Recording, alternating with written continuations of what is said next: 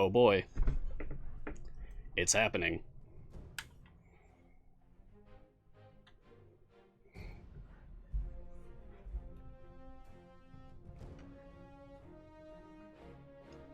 I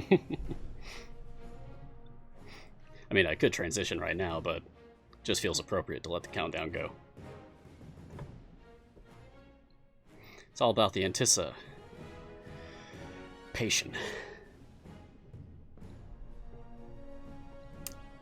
Okay. Greetings, champions, and welcome to Mars Guiding Hand.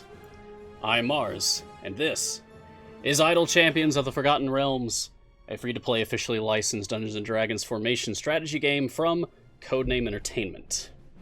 On this partnered stream, we take a look at the latest content, discuss strategies, and answer any questions you may have about the game. So, take my hand, champions. There's much to learn. So, hello everyone. Welcome to episode 7 of Mars Guiding Hand. We are going to be covering another look at the Fleet's Wake Year 3 event. We're going to be going over the event champions once again, and we're going to be taking a look at some stuff that got added to the game recently. A couple of really cool skins. Yes, you have missed 6 of these already, but thank you for joining us for number 7. Lucky number 7. I love seeing this pop up. Thank you, as always, to Codename Entertainment for this amazing opportunity. It's very exciting. I don't want to waste any time. I've just been grinding my my mert currency. Gotta get those patron free plays in, you know. But I saved something from last week. Love the skip button. What I held on to from last week was my final Sysaspia variant to play live on stream. You can tell my favor in the event has improved, however.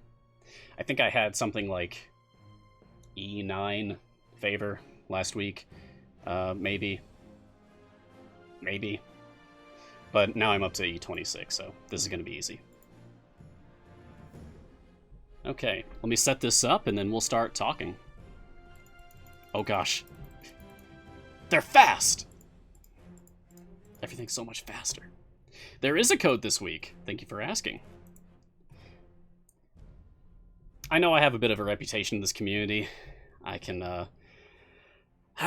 come across as pretty passionate, and that's a good thing, but, you know, passion can be a double-edged sword. Sometimes, pride, even arrogance might go with that. You may even say, smugness, perhaps. So, I mean, maybe I'm smug. So, smug, Aries, Mars, maybe. There you go. There's your chess code for the week. Enjoy.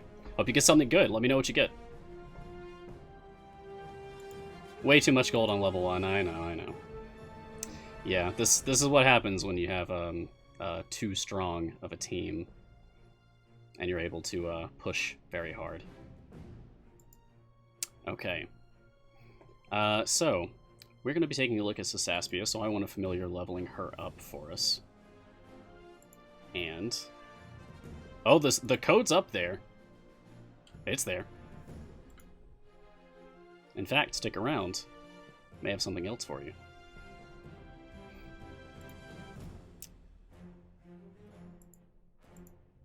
Before we get much further... ooh, I'm going to hold off on doing specializations just for a bit so I can talk about Sysaspia first. Before we get much further, I want to put 2 particular champions in my formation to kind of celebrate the fact that there's some new content available in the game for those who are so inclined. If you check out the shop and you go to packs, you'll see there's the Champions of Renown Year 1 All-Star Pack and the same for Year 2. And these come with an assortment of champions released during that year that are pretty widely used in the community, pretty popularly used. I can't say that any of these champions are bad. Certainly some are better than others, but none of these are bad. I use Gromma all the time. I use Deacon all the time for speed. Zorbu's like the best DPS in the game right now. Evylyn is a good tank. Prefer Shandy or Crowell in the slot, but Evylyn's still like useful, certainly. Catti is excellent, especially for Companions of the Hall. And that's just for one of them. For the other one, Ayla's amazing for debuffing. Spurt is an excellent buffer, especially in his ghost form. Walnut's useful. She gets some bad rap for the like kill mechanic that ramps up, but anyway. Paulton is a good buffer and gold find compromise kind of between Stokey and Jarlaxle, and Shandy's just amazing for speed.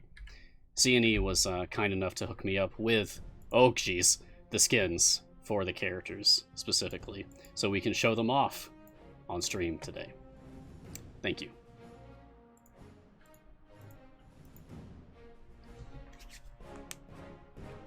Alright, I'm going to start taking a look at the chat here. Hello everyone, by the way, thank you for joining me today. Seeing what kind of questions and discussions we have going on. I see Amazon XTC, perhaps? Do I think it's better to have a comp centered around Jarlaxle with Gold Fine, or just DPS to get as far as you can for early game? So I think that depends on the situation, but for general purposes, when I am starting a campaign, like an event campaign or even a time gate, if I'm starting something with absolutely zero favor, I like to set up a gold find formation as early as possible, centered around Jarlaxle. So I'll have Jarlaxle out, and I will be leveling him up for his Master of Piracy gold find boost. You want as many rogues and drow out as you can. So I put Cthulhu out, and I make sure not to level Cthulhu so that he does not decrease the amount of gold by 10%. Or if you have Turiel's gold feet, then that could be a good alternative, perhaps. And then Regis, Spurt, or Artemis. Just every rogue and or drow you can, Dritz, for example. Fill them in. Once I get up to like E27 gold, if I can manage that on the first run, which I generally can, but your results will vary. At that point, I'll switch over to doing Companions of the Hall for all of those slots. So like Catti and Bruno and Dritz and Regis, Wolfgar, because of the Companions of the Hall gold find buff the bounty of the Hall. That's it. Is Evylyn better than Crowell? No, unless you want a tank. As far as her supporting buffs go, no. Crowell is a much stronger support. But, I mean, if you just want another tank option, then Evylyn's fine. She's certainly not bad. Yes, and Point too, of course. And then also Narak, because Narak's make support better buff can apply to the gold find on the companions for those who have a high enough wisdom, such as Dritz and Bruno with the feet. Red Chart's saying you've only been this game for a few days now. Welcome to Idle Champions. And the depth of this game is kind of crazy. Yes. It hooks a lot of people. I like to say that Idle Champions is deceptive in a very good way. I mean, look at this. It looks simple. It's not. It's really not. There's a lot going on here. And that's part of the fun, like the real depth of it. If you invest time into Idle Champions, you'll be rewarded by learning the sheer depth that's available. As long as you're having fun, whether you want to keep it simple or you want to get involved with all the complexities, that's the ultimate point. Just have fun with your game. Any tips for those of us trying to finish the third quest for all 3 runs? Have really high favor. That's the most generic tip I can give about events, is to grind free plays so that you can like just push really hard, get high enough favor that it can trivialize everything. That's kind of the anti-fun answer. But otherwise, just get on the Discord. If you're having trouble with any variants, or you are thinking about what kind of formations you want to use and you're just not sure about it, get on the Discord, go to the formations channel, post what formation you're thinking about doing or that you are doing, and that you want help optimizing. And people will gladly help you with that. We have people in there all the time, just helping with formation strategies. That's what this is all about. Hello, Krimguar, welcome. I couldn't agree more, Gurugi. Yeah, part of the fun is discovering new strategies and discussing them with the awesome community. Heck yeah. Oh. Okay, Flower Sifter. Do I think that the community has kind of mastered and found all the top tier formations in the game? Or do I think there's some combos out there, Artemis, Archon, etc., that haven't been fully explored? I believe that given the nature of this game, as things are constantly being developed and changing every time updates roll out, I think there's always something more to discover. I think there's always something more to explore. I think there's always the chance that you'll find a character that works surprisingly well as a DPS that isn't supposed to be a DPS. Sasaspia, weirdly, has a lot of self-DPS upgrades. She's not a DPS. There's lots of weird, fun little things that you can discover on your own. I think that the community finds 90% or more of everything that's out there. But you never know. There's always something. And, you know, exploits happen. I've mentioned before, like, Nightmare Gromma. There was, like, a week where Gromma was the strongest character in the game, and it was just ludicrous. Is there any point to doing the normal campaigns while the event is up, or is it better to just go nuts on the event while it's here? It kind of depends on your level of experience with the game. So, if you are very new, I'd recommend do the event, and the most important thing you can do is just to unlock the characters. Get all 3 characters from the event. Or however many characters are available if someone's watching this in the far future, like year 4 or whatever. But once you've unlocked the characters, if you're still like really new, like try to do what you can in the event. Try to get your favor up. Try to do the variants, especially if they're labeled as easy. Like once you've gotten your favor up, try to get gear for the characters. Try. But if you're struggling, don't be hard on yourself. It's okay.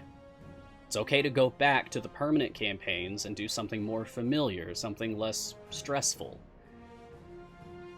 Ultimately, whatever pace you set for yourself is the right pace for you. Everyone plays differently.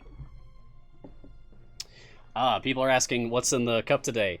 Today, I am having a maple ginger herbal tea that I picked up over the weekend at my local grocer.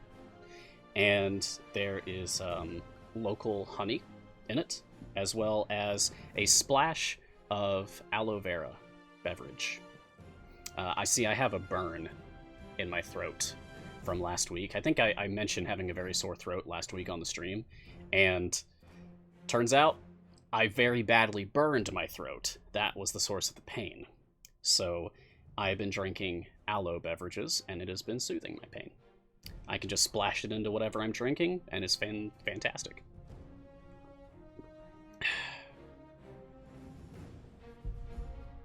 Doesn't even affect the flavor, really.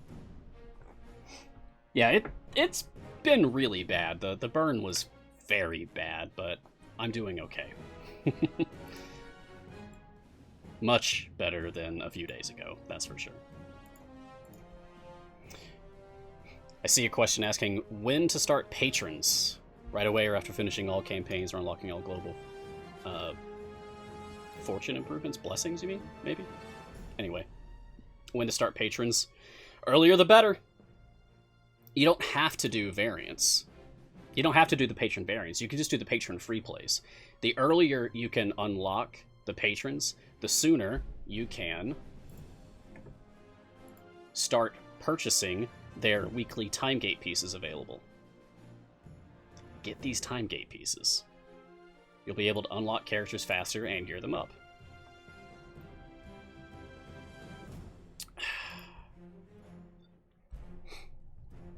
Sorry if I miss anyone's questions. It's difficult to keep up with the chat, but I am trying my best.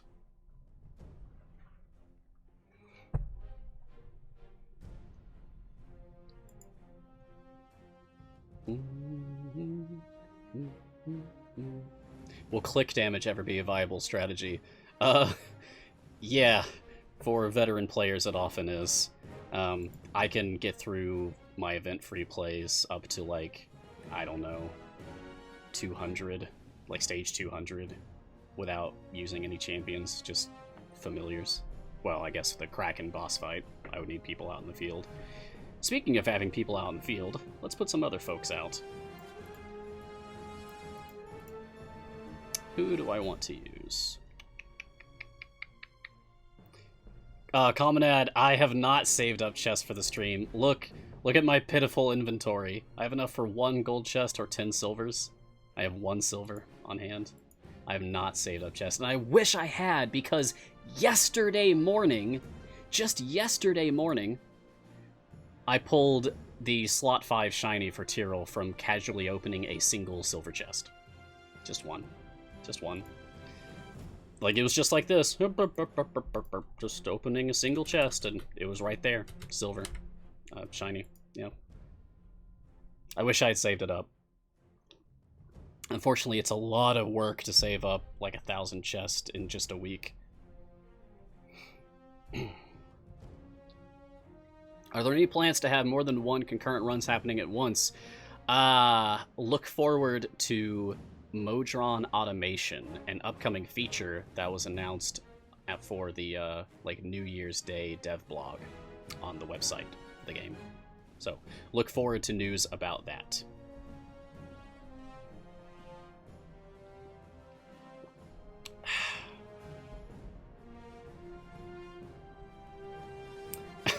I have Sean in the chat modding for me today, and Sean is saying to use Delana. But Sean, I want to show off the clone Walnut skin today. I'm sorry, buddy. I'll have to do that maybe next week. I can do another Delana formation next week, perhaps. Not today, sorry. You guys want to see my wild offer? I see people talking about wild offer in the chat. Looks like I've got Xander with a shiny 2 time gate pieces. I care about that. Epic potions. I'll be honest.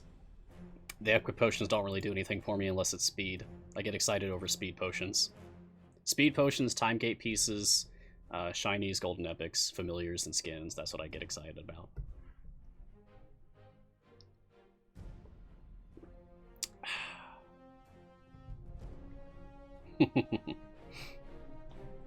Okay, but for real though, who do I actually want out here? With Sasaspia. Who do I want? Oh, there was some chat in the Discord earlier today about how to deal with the Kraken.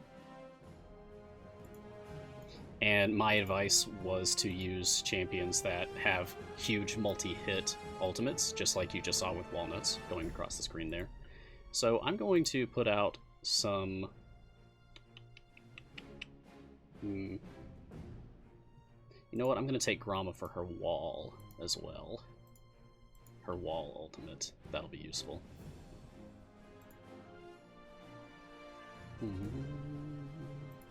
Sure, Jarlaxle. Come on in.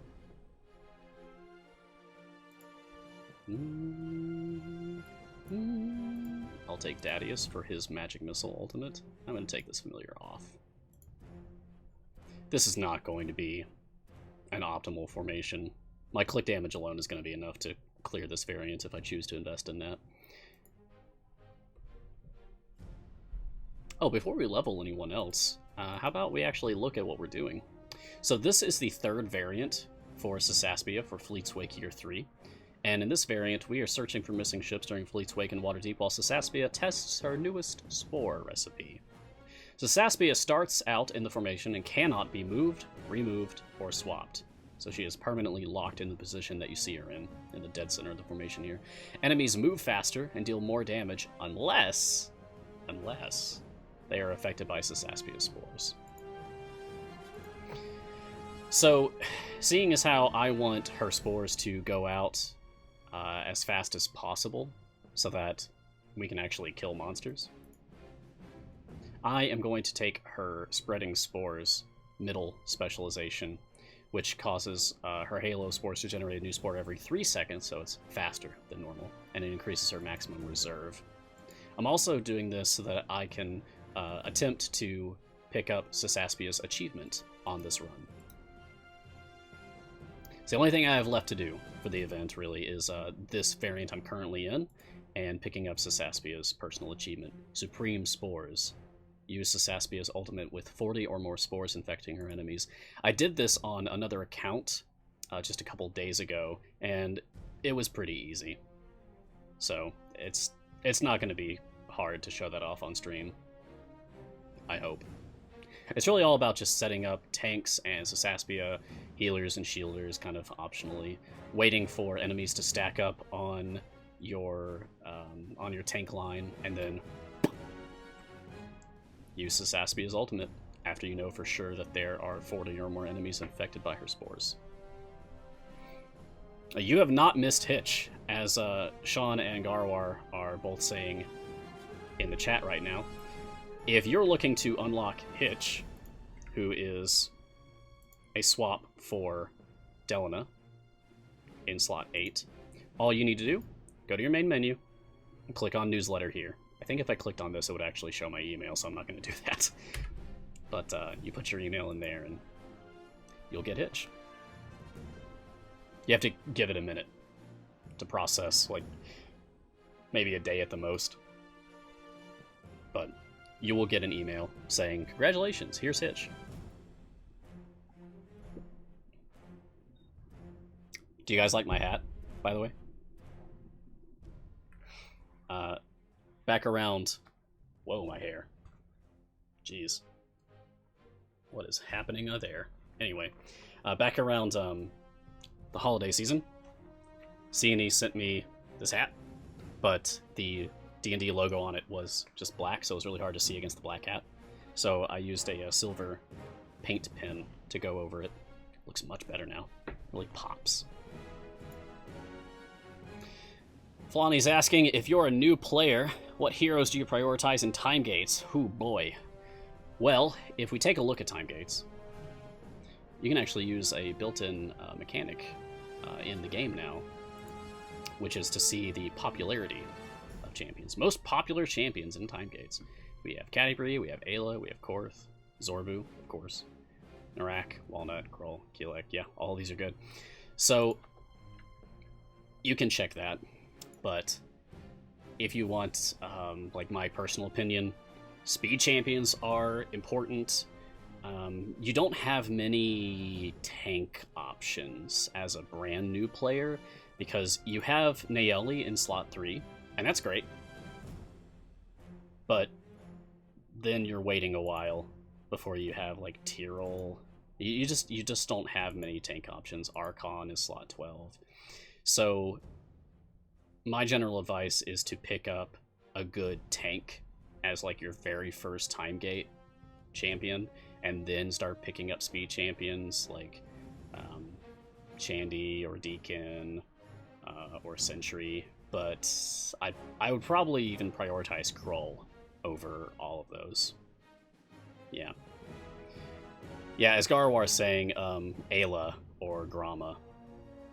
I feel like I would say maybe Grama number 1. Grama might be number 1 for me for, like if you're a brand new player, a very early time gate champion to pick up. Crowell's really good! Crowell's really good! I just want more options for tanks early on. Although Grama swaps with Nayeli, so you're giving up a tank for another tank.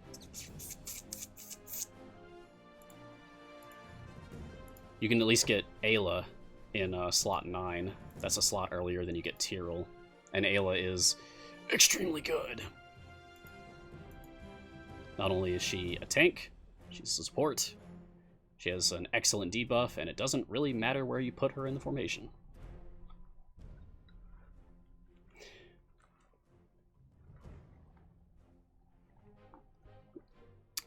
Speed champions are kind of a community designation. That's not an official term. You see me refer to champions with the speed roll unofficially on my champions visual aid, !CVA in the chat if you want to get the link for that. But speed champions are kind of like any champions that, through whatever different mechanic they have, they can increase the rate of progress in your game. This can be actually increasing the game's speed, a la Shandy's dash ability, or other things like increasing the spawn rate of enemies. Minsk has an ability that does that. Deacon has an ability that does that. By making enemies spawn faster, you can progress through stages faster. Sentry, in slot 4, also has a formation ability that reduces the quest requirements for each stage. Well, a random chance, anyway, as long as she's not getting hit. And that also increases the speed of the game. So it's an unofficial label to refer to these champions that just, in general, let you play the game at a faster rate. What's a good way to get more buff potions, Mistiel asks. Spam silver chests if you want low-grade consumables. The only way to get epic consumables, besides wild offers or buying like DLC packs, is getting gold chests, so there's that as well. But if I were you, if I just wanted to get like hundreds of medium potions, for example, or dozens of rare potions, I would just go silver chests, if that's what you're caring about. Forgot Xander. I didn't forget Xander. I intentionally left Xander out of that list. I do not accept Xander as a speed champion. Xander could be a speed champion. This is just disappointing. Yes, Havilar. Thank you, Textus, for reminding me of Havilar. As long as there are fiends in your current adventure, then Havilar can be a speed champion. You put her in, get her ultimate, use it once. You want this colored imp. Oh, we don't have her upgraded enough yet. Hold on. Okay, now let's take a look. There we go. Dembo. Fiend enemies drop 2 quest items at once or count for 2 kills at once. Much better. Yeah, so as long as you're killing fiends, Havilar can be a speed champion for you as well. I like that. I think more these sort of like more specific niche use case scenarios for speed characters. I don't really want idle champions to boil down to like field only this team if you want to play the game fast. It's anti-fun.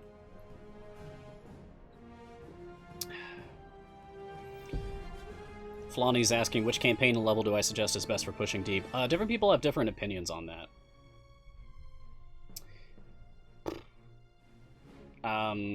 It kind of depends on what you want to do.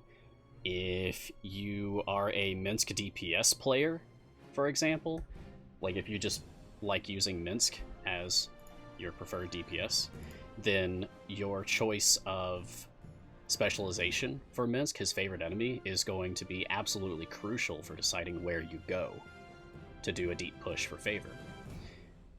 You'll need to research which adventures have what types of enemies, like what ratios, and there are tools, there are guides out there where you can look that information up. Get on the Discord. If you're not using a champion that really matters about what enemy types you're facing, then honestly, anywhere. The more segmented health boss enemies instead of regular health enemies or armored health enemies, the slightly easier time you'll have. It can be negligible, really. Some people like going to stages that just spawn enemies faster, such as the Mad Wizard for Grand Tour of the Sword Coast, or the stage 50 boss for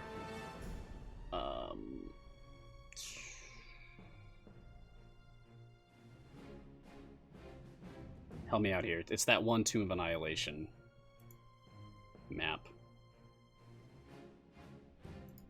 I can just look it up real quick. Pop over here. Running of the Swords, that's it. Running of the Swords. Yeah, some people like going to the stage 50 boss for Running of the Swords because it spawns enemies very quickly. And they're undead, so if you need to fulfill, like, patron challenges for killing undead, that's a good spot to do it. If you want to farm undead kills for Zorbu, it's a good place to do it. Yeah, the T-Rex boss.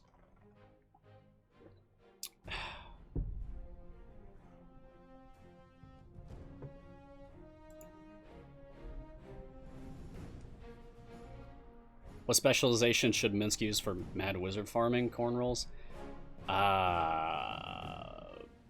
Beast or Fey is fine. It really depends on, like, where you're walling at.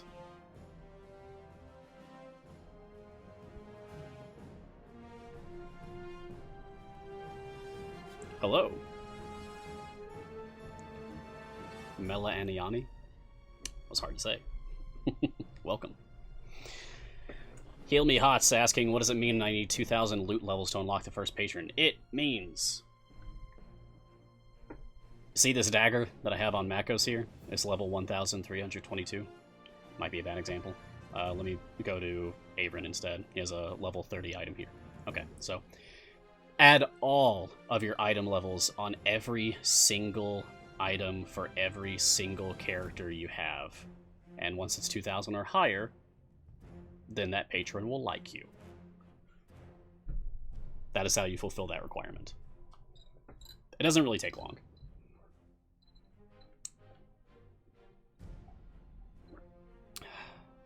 Have I done the Sober Up variant? Indeed, I did. If you go, like, 2 streams back, like episode 5, I believe it was, I did the Sober Up variant. Whew. That was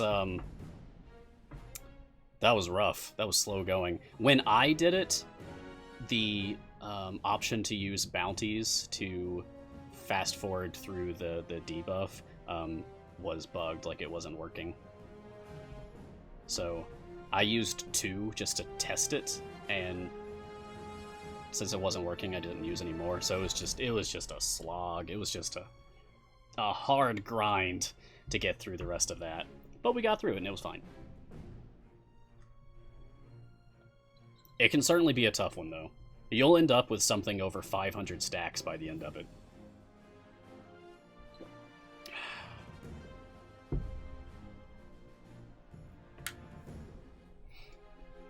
I want to talk a little about these skins for a minute, just because there's a couple of details here that I really appreciate.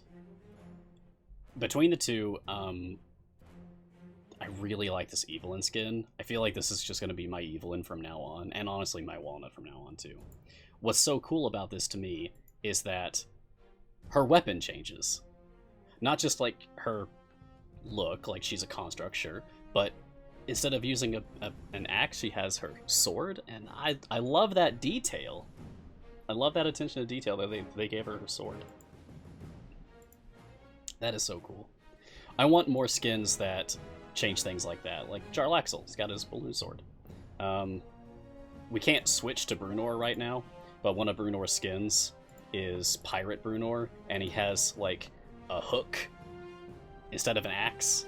It's cool. Are the animations different? You know, I don't think I've watched it closely enough to notice if the animations are different. Oh, yeah! Yeah, it lit up on fire when she attacked. Did you see that? Watch her. Boom! It was right there. Flaming sword. Very cool. Nice detail.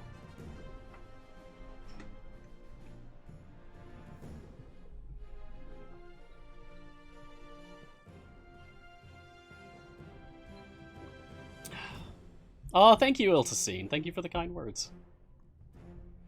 How do you get the skins? These skins are available in the shop from the newest packs that they added, the Champions of Renown packs. It's a big price point, but you do get a lot. And I'm a sucker for skins. I just think they're so cool. Walnut looks so angry here. I know it's clone Walnut, so it's not like the real Walnut, but God, it's just so cool. I love the antlers. Reminds me of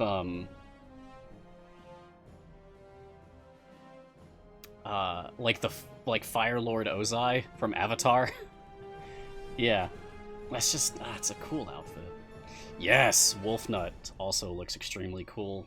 Her wild shape transformation with the antlers. I love that.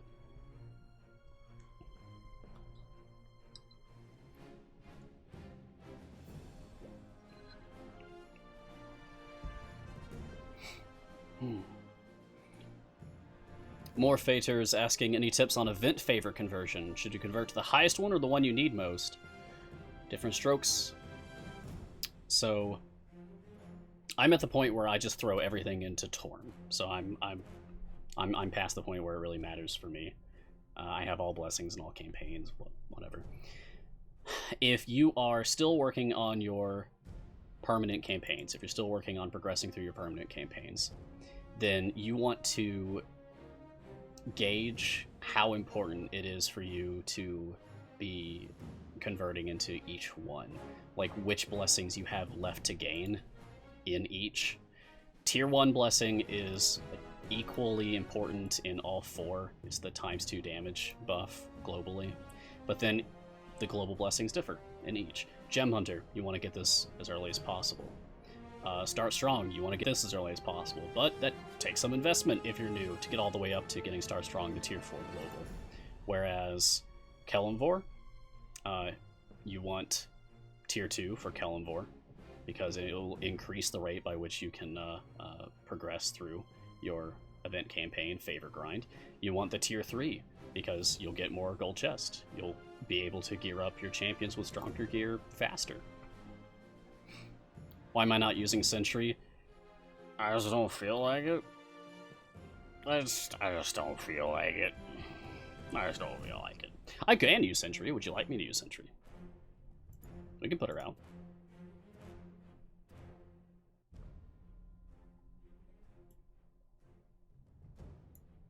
And I'll give her Echo's Will, so that things go faster.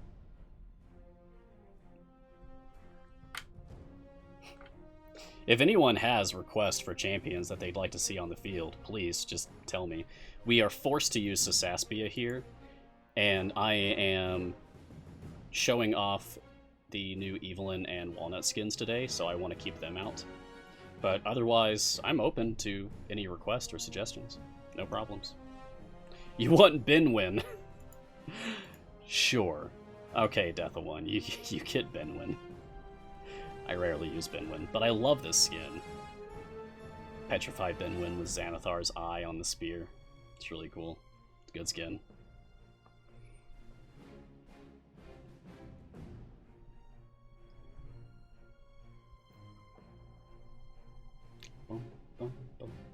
I'll just take more minions. Drake Blackbeard, you want to see Archon and Dritz? Are they any good? Yes. Yes, they are. They used to be terrible. But you wait around long enough. I know people have opinions. I have opinions too. Idle Champions is not a perfect game, but it's a very good one.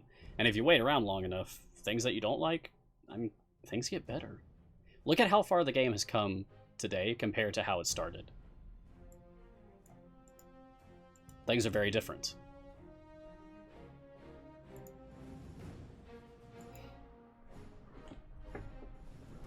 Oh, and this is the Champion Dritz skin, by the way, which you can get from doing patrons. And this is the Hand of Vecna Archon skin. Extremely cool.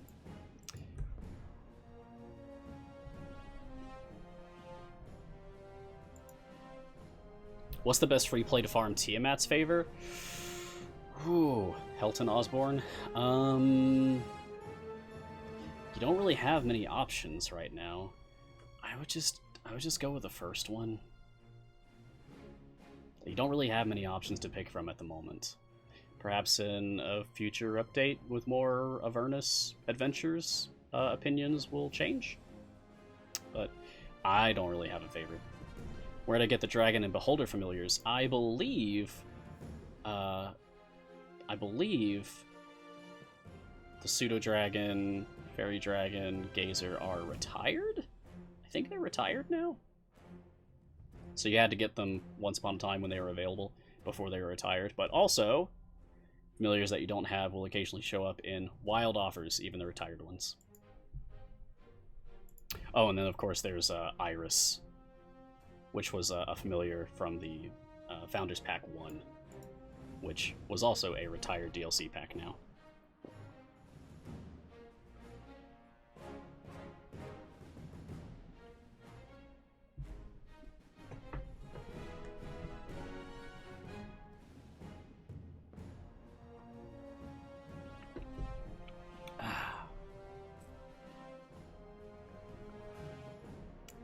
I have something for you, by the way. If anyone sticks around for a bit, I have some things to share. Unfortunately, there's going to be no C&E stream this week, so don't expect a C&E stream tomorrow. But you got me today. So they've passed along some information to me to pass along to you, the audience. Thank you, C&E.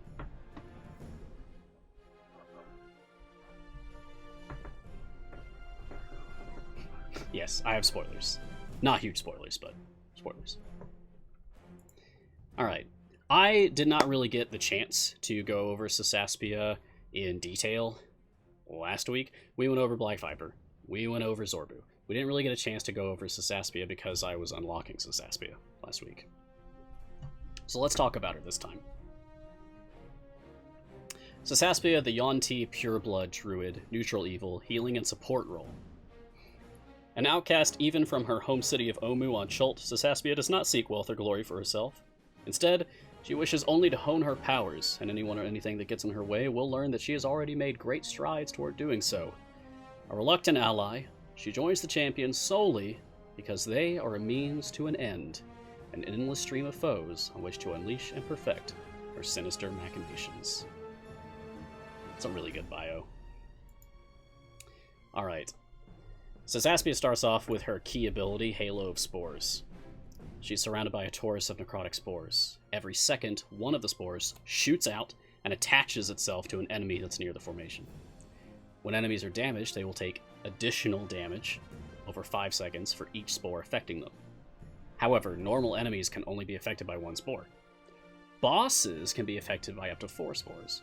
Sasaspia generates a new spore every, I think the default is 4 seconds, and can have up to, I think the default is 20 spores in her reserve. We have her spec'd into having faster spore production and a higher reserve, so she's at 3-second generation and 30 spores maximum in her reserve. Now, the number of spores that is in her reserve, that does not also count the spores that she puts out on things. So, like, that's how you can get her achievement without having to worry about, like, getting her reserve up really high or something. You don't have to have, like...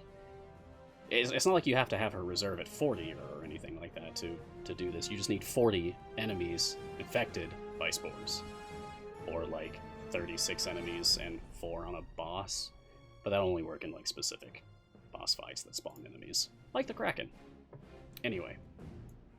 Symbiotic Infection is her next main ability here.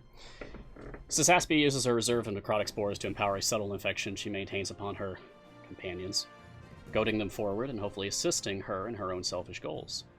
This infection increases the damage of all champions within 2 slots of herself by X% for each spore she has in reserve additively. So the more you have her reserve up, like taking that middle spec, the stronger that'll be.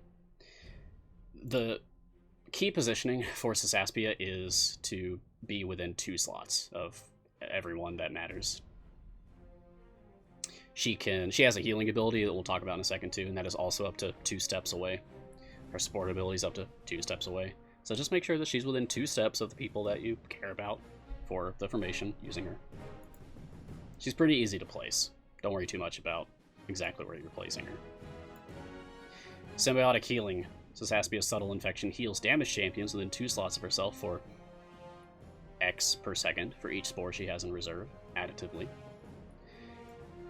Oh, and my item levels on her are very low, by the way. 3, 3, 5, 5, 4, 9. So nothing's even in the double digits yet. So the numbers that you're seeing me have with Sysaspia here represents a very weakly geared Sysaspia currently. I've been putting everything into gearing up Zorbu. And I can proudly say that I managed to get his final 2 epics just earlier today, before the stream. I was missing slots 3 and 6, and I got them in back-to-back free play gold chests. Die, Kraken! Die! Die! Die! Goodbye. Back to Sysaspia. Spreading Spores. Right. So this was her specialization choice. I'll use a potion of specialization so that we can take a look at the other ones. Well, actually, let me just do that now. So with a potion of specialization, or a respec pot, as many of us call them, I can just choose Sysaspia, reset her specialization choices, and now I can see them again in the window here. So she has 3 specializations to pick from, with this her only spec choice. The first, the left side, is Simple Infection. Sysaspia concentrates on improving the effect of the subtle infections she maintains on nearby champions, increasing the effect of her Symbiotic Infection ability by 100%. Her middle choice, Spreading Spores. Sysaspia endeavors to create spores more quickly and keep more in reserve to power her subtle infections. Hail of Spores now generates a new spore every 3 seconds, and Sysaspia's maximum reserve spore count is increased to 30. So she will generate spores faster and can hold more of them at once. You may remember that she has abilities that are impacted by how many she has in reserve, so this will affect that. And then finally, her right side choice, Fungal Body. Sysaspia, in one with the spores, and is at more... hold on. Sysaspia in one with the spores, and is at her more potent... Okay, when a full reserve is swirling around her. The effects of Symbiotic Infection and Symbiotic Healing are increased by 200% when Sysaspia's Spore Reserve is full. So as long as you can maintain her reserve being full, like enemies are like dying as quickly as they spawn or something, then the stronger that'll be. I like choosing the middle spec. I like being able to generate them more quickly and having the higher reserve. Thank you, Sean. Appreciate a type. It feels, I don't know. Sometimes it feels pedantic of me to be pointing out typos like that, but whew, boy, it really does bother me when I notice stuff like that. Thank you. Thank you for looking into it. I'm out of tea.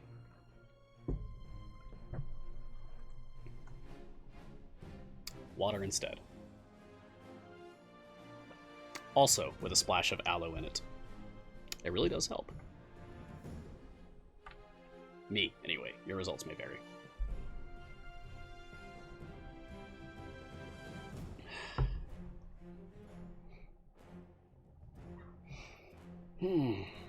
Okay, we still have a bit more to go.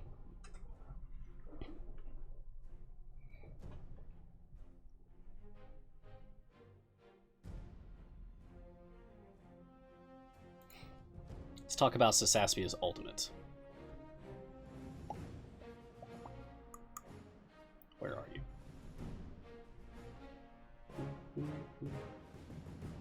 Just we go past it. Where is it? There it is. So at level 150, she unlocks her Fungal Infestation ultimate attack. Sysaspia causes all of her spores currently affecting her enemies to delve deep into their targets and tear them apart from the inside. dealing massive damage based on the total number of spores in play. So this is one of those ultimates that you want to wait to use. Like you're on a boss stage, you get 4 spores out on a boss, you have a spore out on every enemy that's with the boss, and then blast. There's other ultimates that work in similar ways, like the longer you wait to use it, the better it's going to be. Crowell is a shining example. You want to build up those plague stacks. Oh no. Sean? Sean has challenged me. Alright. Did you notice that I took a clip of you guys doing the tongue twister, by the way? Okay. Here we go.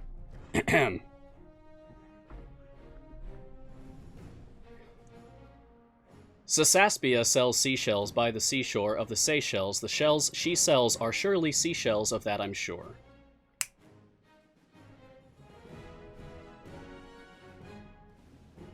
Don't come at me with tongue twisters.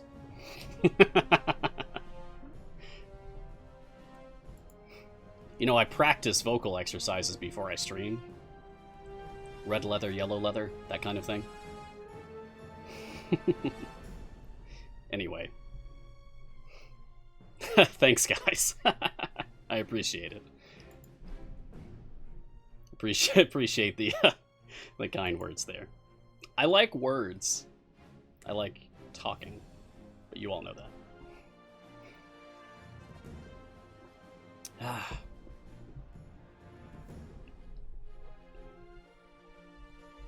I don't know what to do with the rest of my free play tokens now that I've completely finished Zorbu.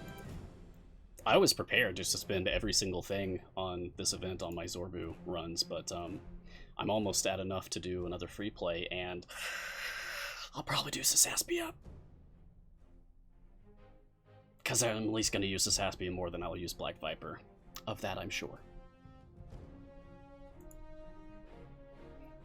Which is a shame. I like Sasaspia. No, not Sasaspia. Black Viper. I like Black Viper. Well, I like them all. I like Black Viper's design. Like, I like that she was the first to have a permanent upgrade mechanic with the red gem collecting. I just feel like it kind of missed the mark, that's all. The second go-around that they did on a permanent upgrade mechanic a la Zorbu, much better. People like that one. I like that one. Am I all blue on Sasaspia already? Yes, with hardly any trying. All blue, but with slot 5 epic. But her item levels are terrible. What is her average item level for me right now? 5. Yikes. That is the lowest. That is the lowest I have. Ow. It's gonna take a long time to get her up to my goal of 50. I try to reach a goal of like average item level 50 for every event champion. It's hard to do, but that feels like, I don't know. That feels like a good stopping point for me before I jump to another character.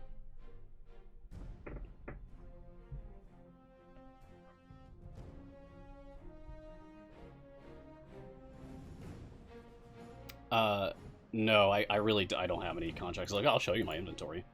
I always keep one tiny blacksmithing contract, so I can always see this menu. So I can just quickly browse all of my average item levels and everything. But I'm fresh out of everything else. I'm currently boosting Sentry, just to try to get her finished up to 50. And then I'll move on to someone else. I just kind of chose Sentry arbitrarily, really.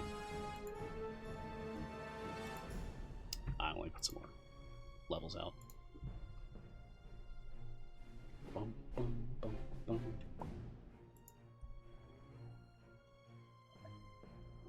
I haven't even had to do any non-discounted free plays for Sasaspia to get her to all blues in 1 epic. I've been opening some patron chests, and that gave me like 2 of her blues. So that helped too.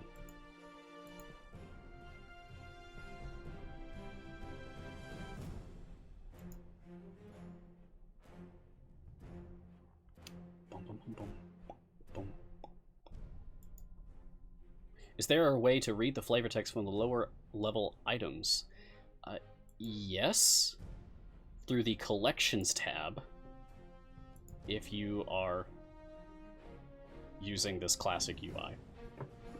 So if I can just hover over any of these, and you can see the flavor text for the lower level items. It's not ideal, but it's an option. However, it is unfortunately not an option for all players. Sorry, console UI people. You don't have collections.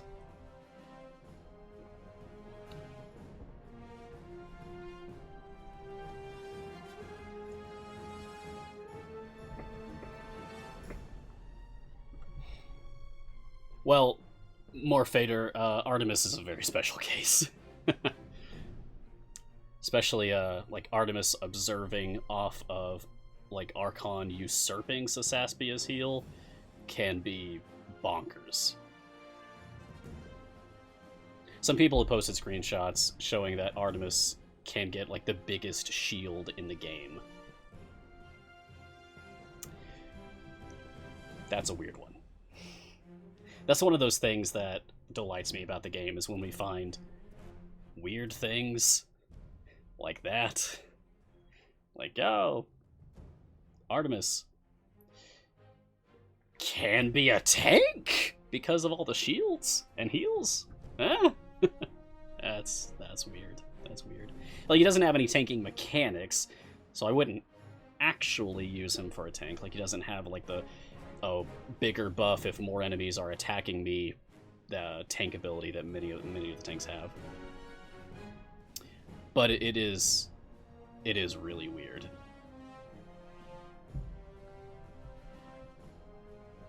Good day, Yippee Skippy. Hi, I remember you. You contacted me on the Discord. Welcome. Is it better to be saving those blacksmith contracts when you have better heroes?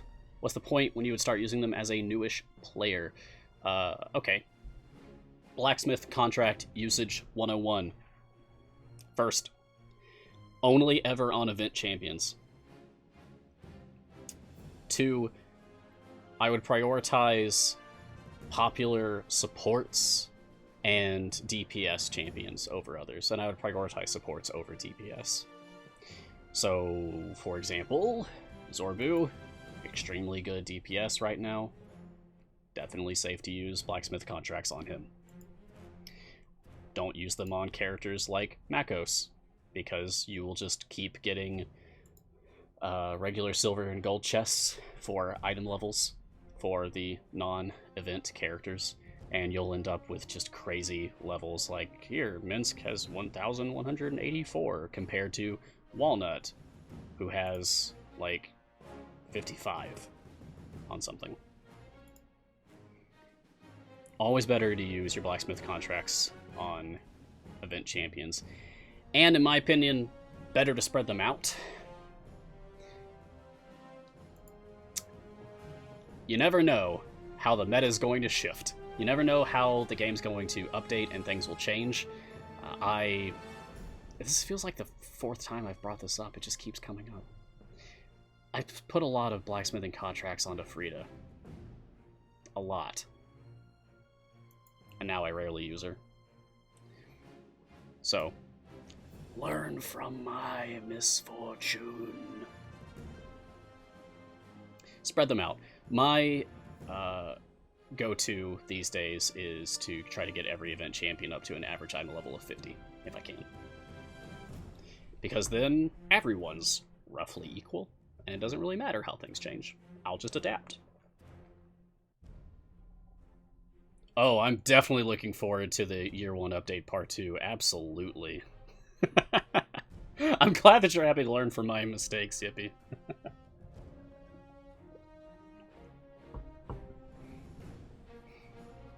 Yeah, things are always changing at some point.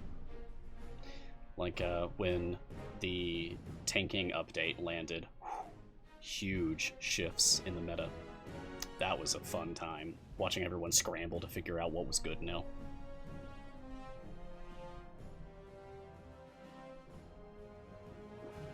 Brick Frenzy asks, could you use blacksmith contracts and characters you're not all purple on? Oh yeah, totally.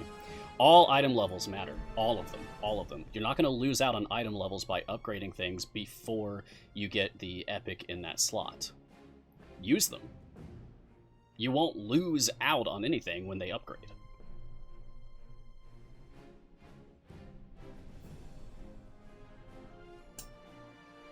Frida was indeed the first Year 2 champion, so I will have to wait a little bit longer. Sad, but that's okay. I enjoy using many other characters. Yes, item levels carry over. Your item levels will persist. Always. Always. So don't be afraid. Hey, it's the top of the hour. So, thank you, Codename Entertainment, for hooking us up with a little extra something-something. I know you guys are...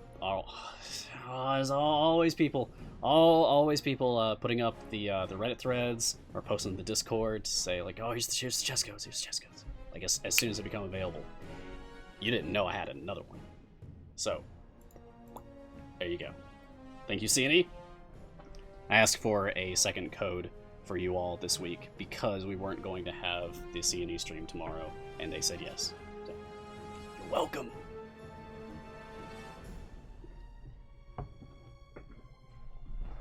Just tell me if you get anything good. I want to know. I want to know if you get good stuff. I think someone posted... Was it last week? Someone got the Virulent Strain feat from my chest for Crowell. Either last week or the week before, or something like that. And, that's awesome. That's exciting. That's probably one of the best feats in the game right now.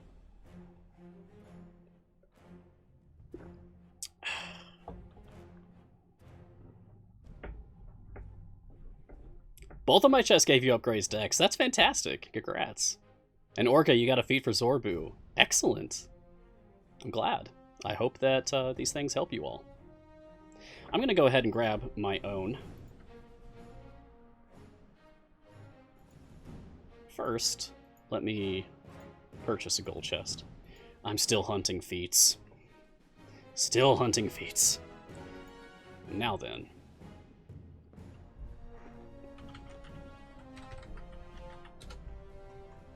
Boxy Pifui.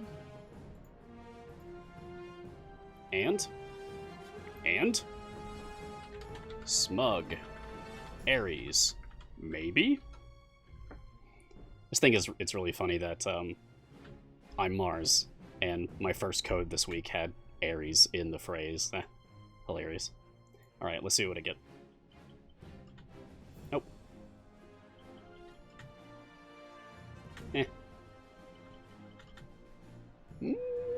I'm always glad to see that. Love speed potions. And... nice. Okay, cool. So that'll be 6 more item levels for Sentry. Good.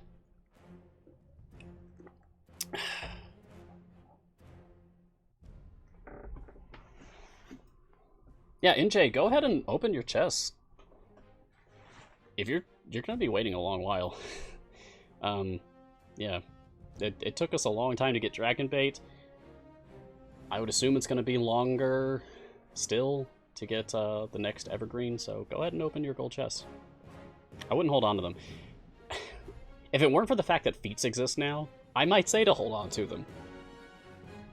But feats are really good. Feats are really useful. So open them up. Try to get feats. Oh, you got a large blacksmith Morphator. That's excellent.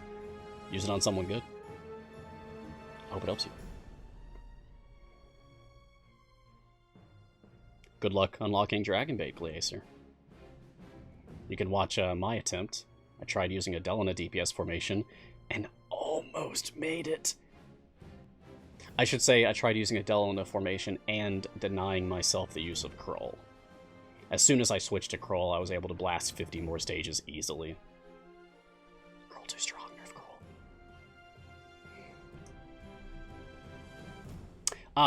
A while ago, I remember seeing in the chat someone wanted me to talk about Saspia's attack, Blight, which is interesting. It's certainly very unique. Blight has a long cooldown. It's a magical attack. Sasaspia unleashes a wave of necrotic energy. It's a very nice animation. I like the animation. Upon a random enemy. Deals additional damage to plants, but deals no damage to undead and constructs. So that's weird. Flavorfully, I love it. Mechanically, it doesn't matter if she's not your DPS. Only your DPS's attack really matters for general progression purposes. So, as cool and flavorful as that is, it doesn't really serve any practical effect unless you just feel like setting up Sasaspia as your DPS, which is an interesting decision to make, seeing as she doesn't have the DPS role. But she does have a lot of self-DPS upgrades. So maybe it could be fun. Maybe. If you're the type of person who just likes doing weird formations, I know I am, and just having fun with the game, then more power to you. Give it a shot. I would encourage you to do your research about what adventure you'd like to try Sasaspia DPS in. You'd want to go somewhere with as many plants as possible and as few undead and constructs as possible. Ideally, 0 undead and constructs.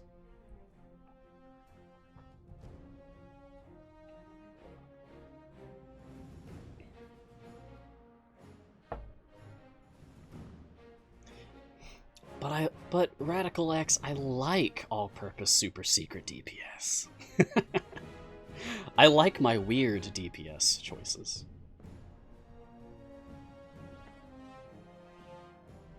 Hashtag Paulton. Gar, you have tried it? The 8-second attack speed's too painful? I'm sorry to hear that. Maybe with speed potions, so you don't have to wait as long. Yikes. Yeah, 8 seconds is rough. Die. Good. You get overwhelmed. Ah! Gross. Oh gosh, adding Puent. Yeesh. Do you guys like having a 30-second attack cooldown?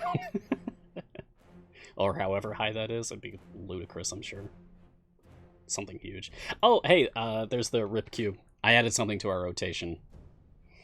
Fare thee well. Gelatinous Cube, Sienese, famous Gelatinous Cube. You will be missed.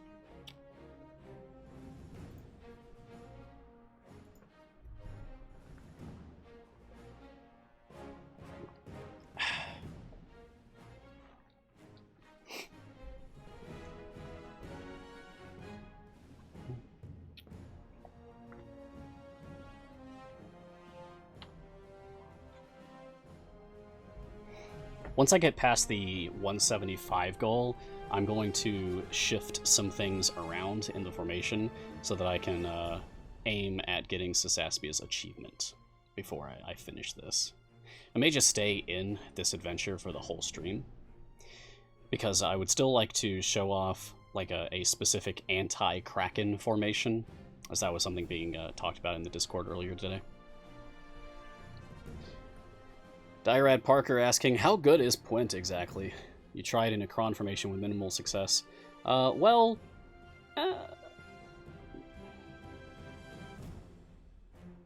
fine.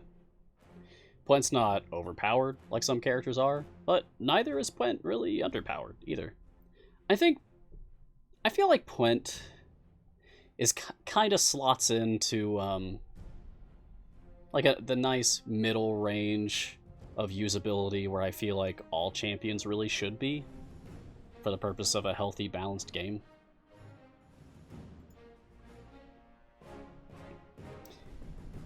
He's not great, but he's not terrible.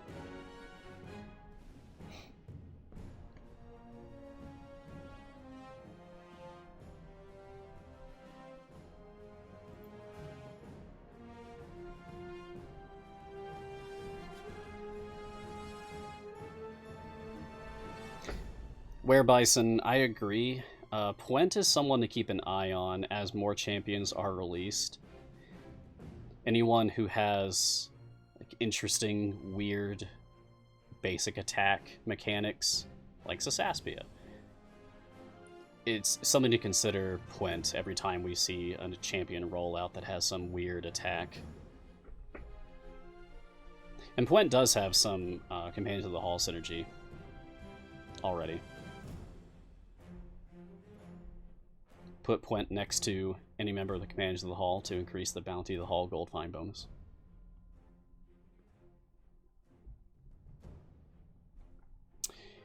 Yuki the Snowman. New question, how do you get the shiny and golden epics?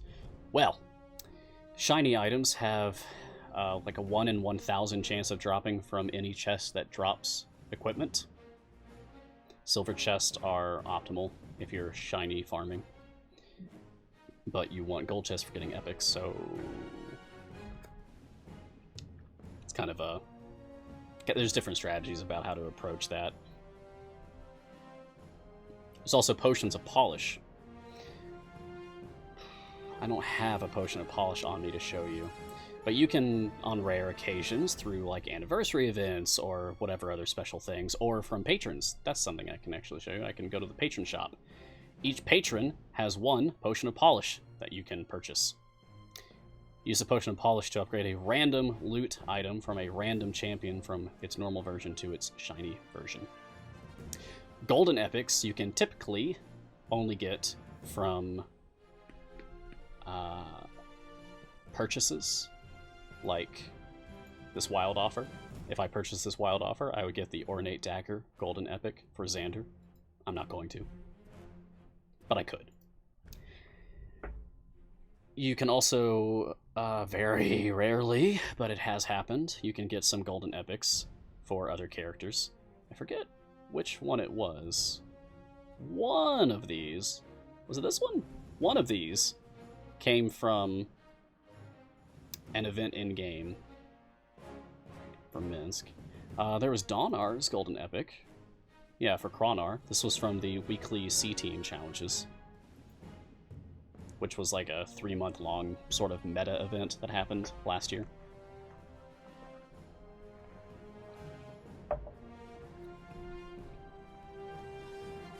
But those are very few and far between.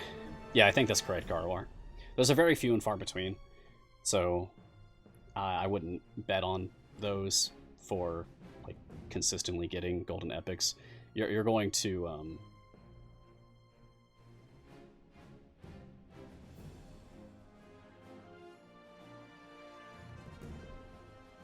you're going to see them like much more consistently available through purchases made in the shop. Like if I were to purchase some Zorbu chest, I would get this golden epic for Zorbu.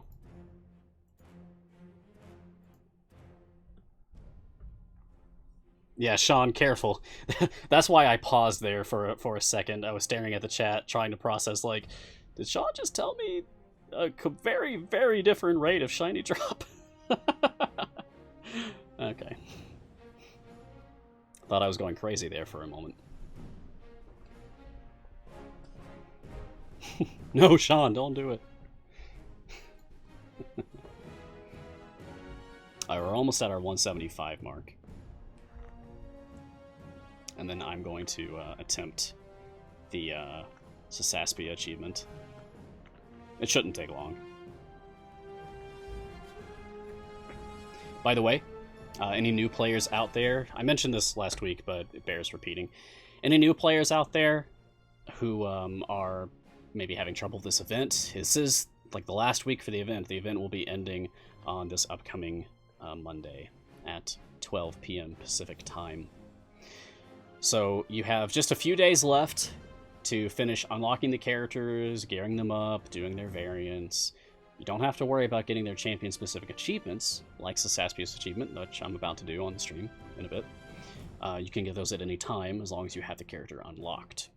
However, you should try to gear them up and do the variants if at all possible, while you have the opportunity. If you're having trouble with the variants, with formations, if you're having trouble understanding the characters of Zorbu, Black Viper, and Sasaspia, first of all, get on the Discord, because it's just a wonderful community, and I spend a lot of time there, and a lot of us just chat about the game constantly and help each other, and it's good, it's nice.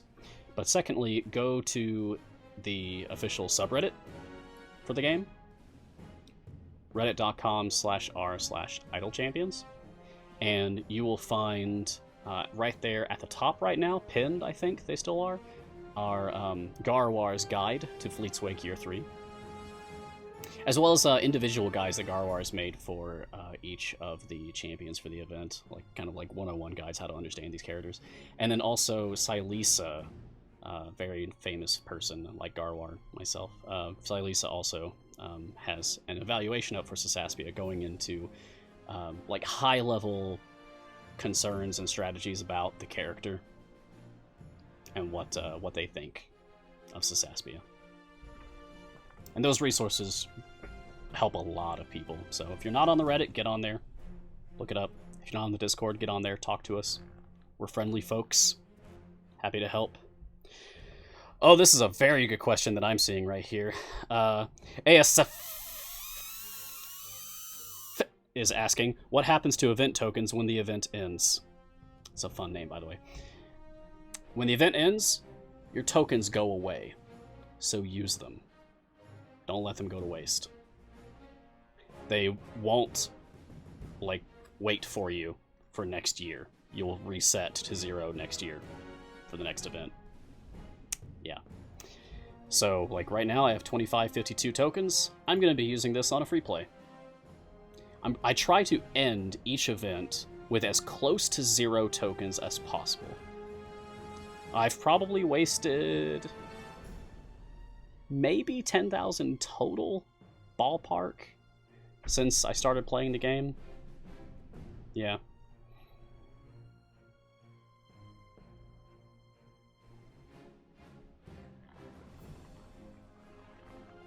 And yes, as I'm seeing Garwar say, general advice concerning spending your event tokens. Hey, we passed the variant, by the way. Great. Easy. I'm going to talk about this before I set all this up for Sasaspia's achievement, though. General advice for how to spend your tokens is to do the free play runs. You could go into the shop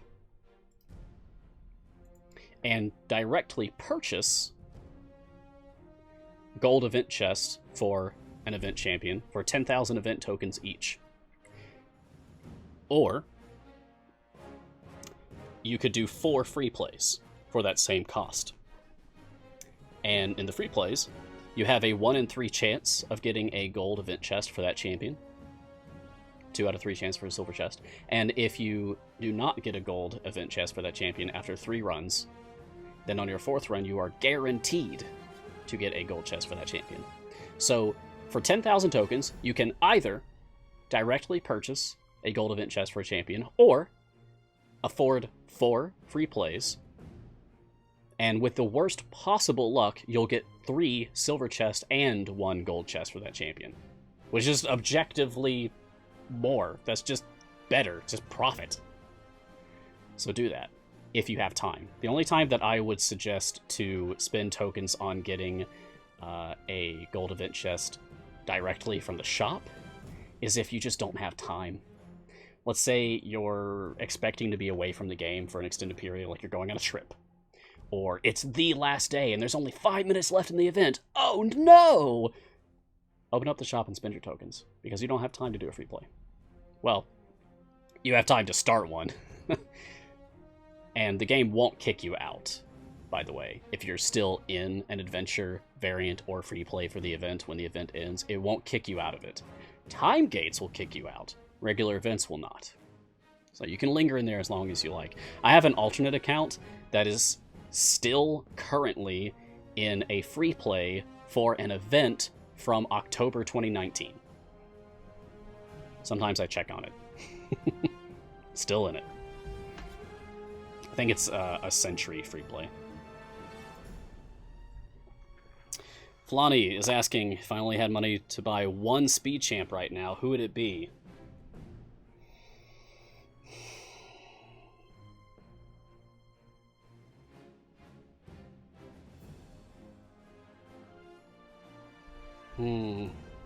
Shandy.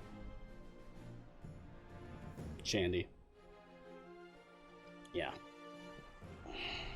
I would pick Shandy.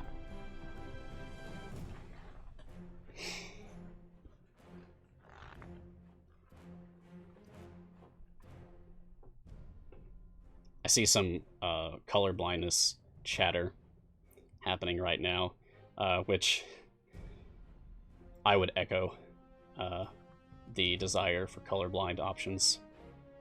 I have special glasses to help my color vision deficiency. I just don't wear them for the stream. But like I wear it when I go driving, for example.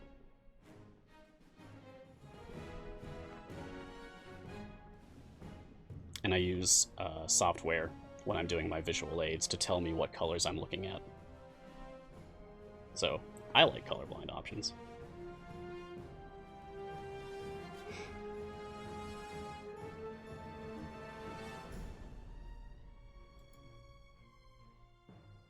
Did anyone else see that?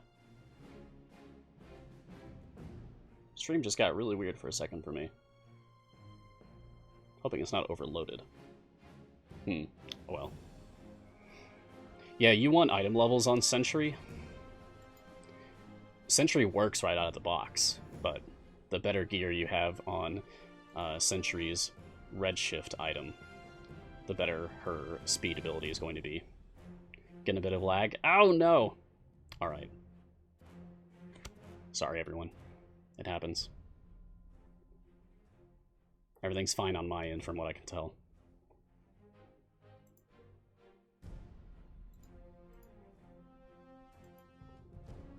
Alright, I'm going to start setting up for the Sysaspia achievement now. I must keep Sysaspia out, obviously, to get her achievement. Other than that, I pretty much just want tanks. My best tank is Tyrell, so I'm going to go with a Tyrell. I want Wild Shape. I'm going to take Auto Progress off, and I'm just going to take people away.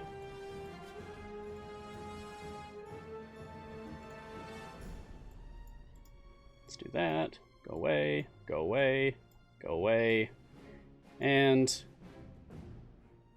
now I want people healing. Oh, my familiars are still too strong for this right now. I'll just make sure not to, well, I can take the familiars away. There we go. Great. Go, Sysaspia!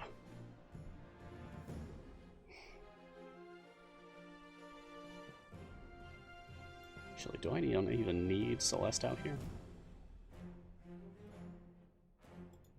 Okay.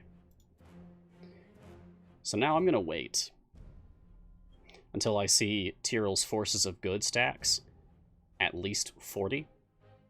And then I'm going to use Sysaspia's ultimate. And that should give me the achievement. My barrel is too strong.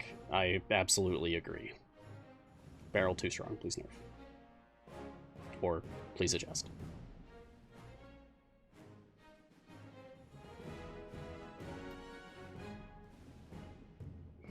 So in the meantime, what do you all think about Sysaspia? We've had a week now for people to settle into using Sysaspia, so what are the opinions of the community? Oh, my Tyrell's killing enemies. Well, the enemies are still stacking up faster than they can kill them, as evidenced by the growing number. So, just a matter of time that we have to wait. Your results will vary, of course, but the idea will essentially remain the same. You want healers out, you want shielders out, you want a tank out, or multiple. You just want to be able to not be killing things, and to have one or more tanks who are tanking a combined total of 40 or more enemies, so that Sysaspia can put spores on all of them.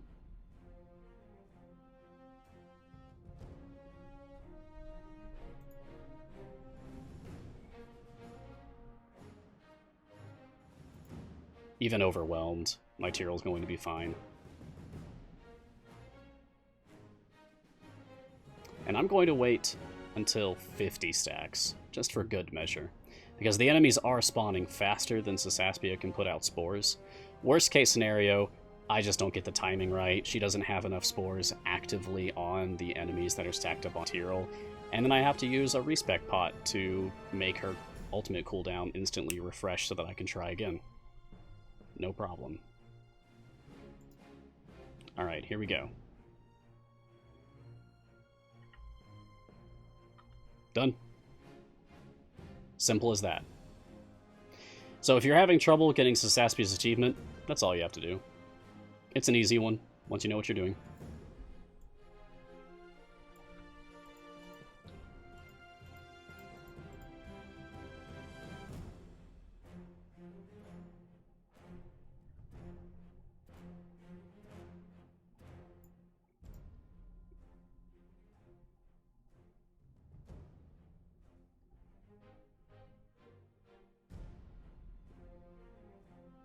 What does that bring me up to now? 5218.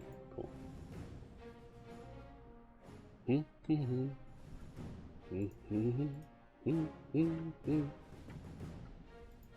Great.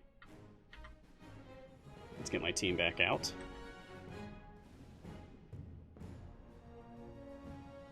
And this is like a speed team now, really. Humanoid's fine. Okay, good enough. So I hope that helps. I hope seeing that achievement unlock in action helps people to understand.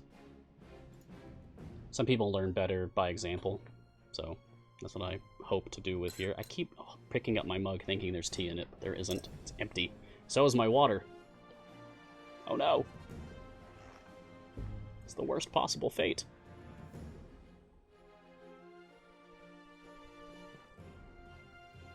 I'm going to close this.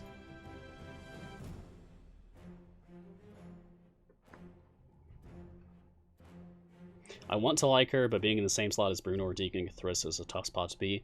It is. I feel like Sasaspia fills a niche that has been needed for a while. Of just, like, okay, first of all, female in slot 1. Evil in slot 1. A healer in slot 1. She checks a lot of boxes that were missing for slot 1 options. So hopefully, having Sasaspia, even if she's not like super powerful, hopefully just having Sasaspia as an option, as another body to throw onto the field, is going to help a lot of players out there deal with certain variants out there that restrict your champion choices.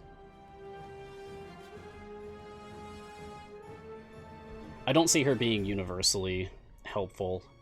Like, I don't see her being an objective replacement in all situations for Brune or Deacon Thriss, Turiel. But I don't think she's terrible. I think you could do a lot worse. I think we already have a lot worse. I also just really like her design.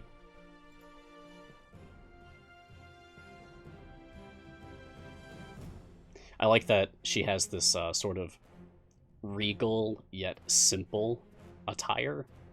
Hard to describe. It's like a nice compromise between fancy and plain. It looks good.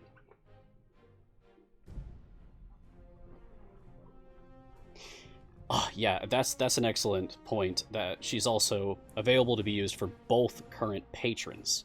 She is evil, which matters for Mert. Mert wants good or evil.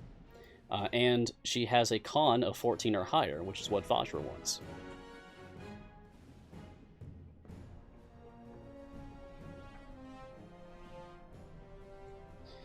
Jerevan asks, is getting the achievement Power of the Red Jewels a long wait? You're only 76 out of 300 after a few runs, and you finished all 3 levels of this event, so just running free play now. Any recommendations to help? Use speed champions and go to adventures where you can progress rapidly, such as the Mad Wizard in Grand Tour of the Sword Coast. You just want to be able to grind bosses as fast as possible.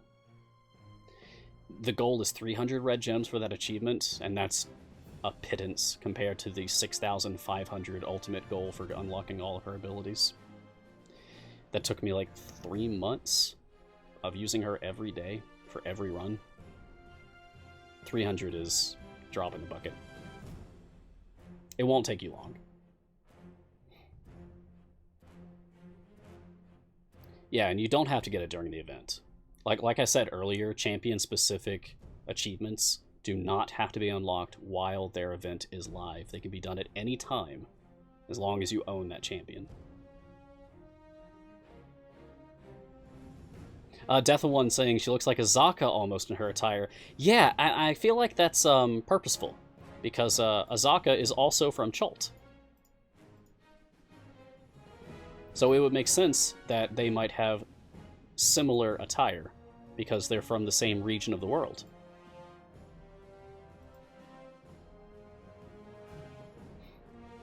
Chult being the region of the Forgotten Realms that is, like, highlighted, like it's most featured in the Tomb of Annihilation 5th edition campaign module. It's a lot of fun. I've been running that campaign for a group for over a year now, almost a year and a half, and it's been a lot of fun. It's coming to an end, probably in just, I don't know, 3 or 4 more sessions, and we'll probably be able to finish it. Does the bird wizard, whose name you can't spell, also have similar clothes? Ashara. And, yes, kind of this cloth wrap look.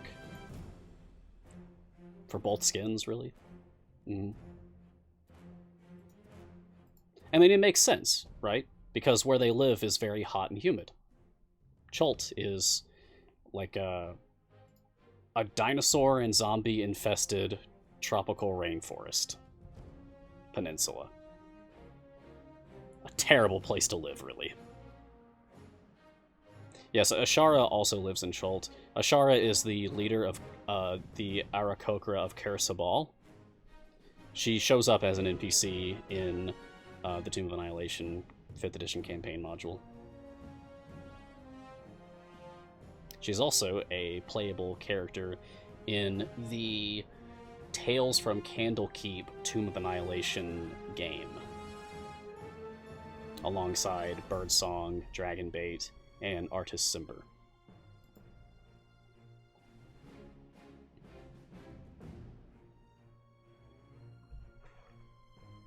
The Amazon with more danger, yes.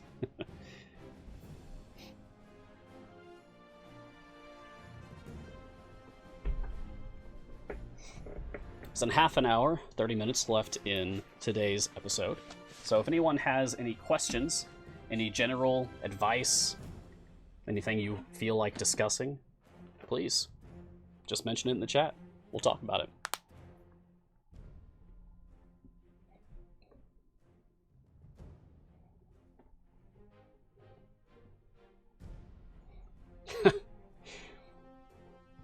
Sean saying when he was running Tomb of Annihilation, his players befriended artists and he just rolls through things. My players have, well, I don't want to say befriended. More like reluctantly accepted the presence of Artist Simber around them, decided that he's not an enemy, and have largely ignored him. They learned of his quest to slay Razan C so that he could be reunited with his wife and all that in Mesro, and they had the chance to bring him along on their assault on the Yonti temple, the Fane of the Night Serpent, and they just didn't. So I had him show up right after they finished the big fight against Razan C, and he's just kind of awkwardly standing there like, okay! My centuries-long quest is at an end, apparently. Thanks. It's fun having awkward moments in the story with serious characters. I made him very over-the-top dramatic in my presentation of him. I have to stop Razan C, it's my quest, I have to blah blah blah, save Chult and blah blah. And then none of it mattered for him.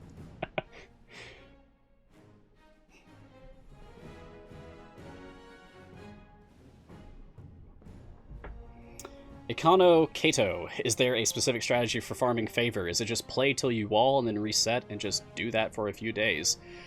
That's the gist of it, but there are, like, I don't want to say more advanced, but, like, more non-basic tips for, like, how to expand on that.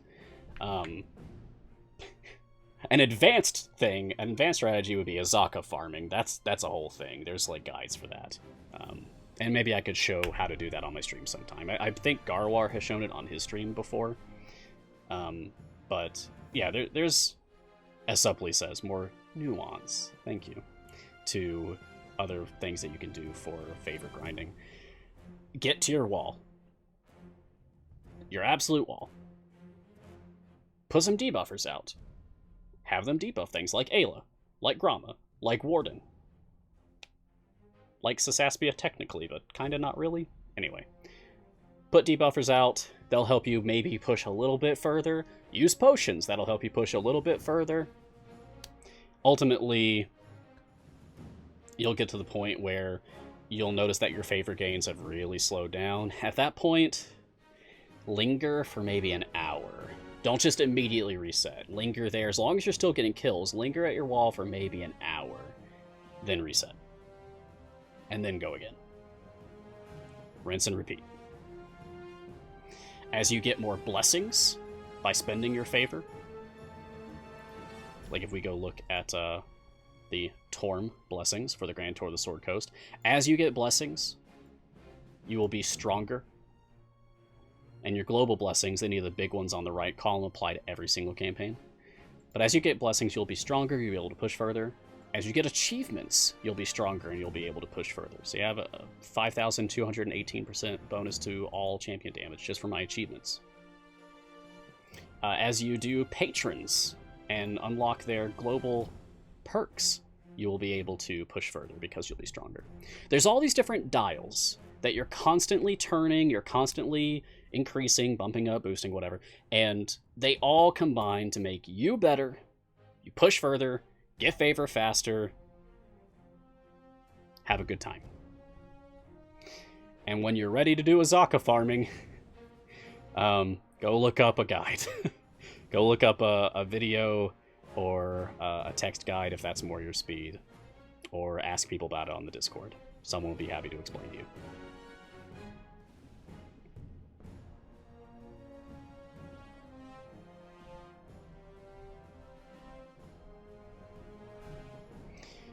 Absolute wall, to me, like, how I would define that is, like, the point where, even with epic potions on, like, even with all of my debuffs stacked up,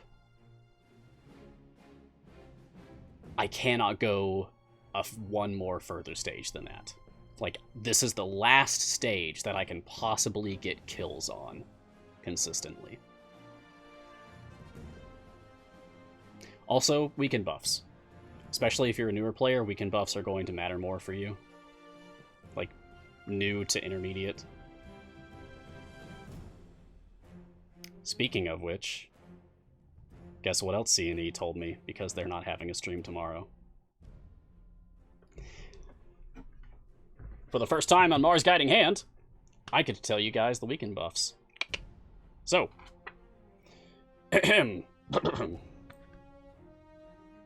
for this weekend, champions, you will receive buffs for Bruno, Crowell, Walnut, Ayla, and Jamila.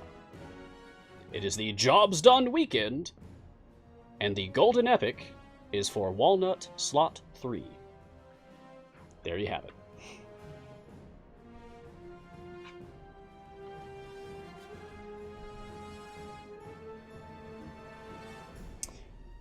Crowell and Ayla. Crowell and Ayla. I mean, and Bruno too. I'm always using Bruno. But Crowell and Ayla? People are going to be breaking some personal records this weekend. Get on that. Set some time aside for Idle Champions and, like, go beat your personal best in something. Crowell and Ayla is potent. That is a potent combination for a weekend buff. That's a spicy weekend. I agree, Sean.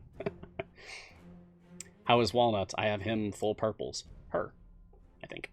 Yeah. But I barely used forever. I like Walnut. Yeah, her. Walnut's cool. Some people give... I don't know. Some people give Walnut, like, a bad rep for her Documancer. Increase the damage of champions up to 2 slots away by 5% for each enemy killed in this area. Resets when changing areas. So it's like, you have to kill things for her to get her buff going. But if you're already killing things, why do you need her buff? Some people complain about that. Well... use debuffers. Put debuffers out. Have them stack up debuffs on something. Boom, now you have a kill. Good. Now her Documancer buff is applying. Do it more. Great. And the more you do it, for that stage, the more her Documancer will go up until it reaches its maximum of 50 stacks. And then you don't have to keep your debuffers out.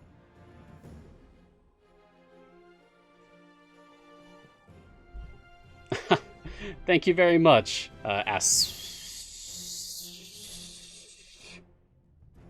That name is difficult. Too many Fs. But I appreciate the kind words. And please, call me Mars. I did it again with the mug. 2 drinks wasn't enough today, because of my throat, I guess.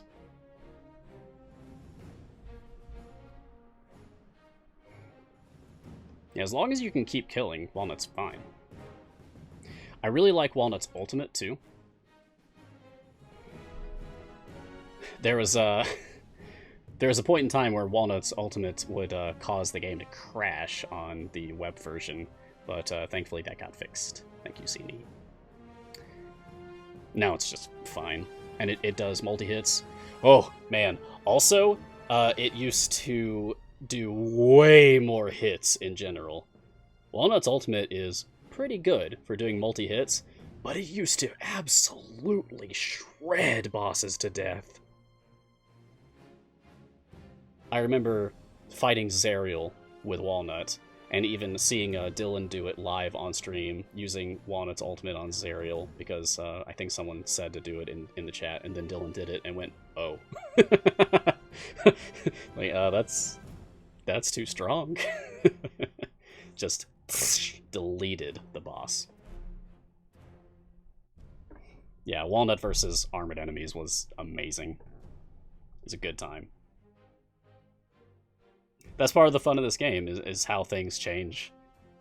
Like, Walnut's in a fine position now, but like Walnut on release, bonkers.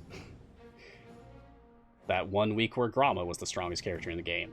Crazy. I like when things like that happen. I wouldn't want things like that to stay like that forever. But, I don't know. It feels kind of like a little reward for when you're paying attention to the game, playing it every day, part of the community, and then one of these crazy things happen, and you get to, like, join in on the fun. Like, oh, whoa, that is so weird, wow! Alright, more Kraken time. Die.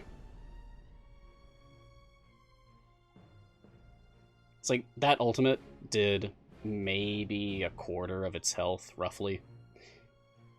Walnut on release would have one-shot the boss with that ultimate. Easily.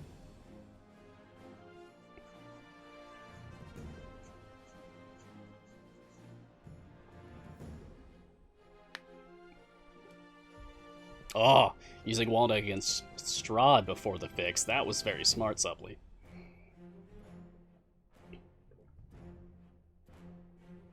I would love to get a kettle in here, but I just don't have room.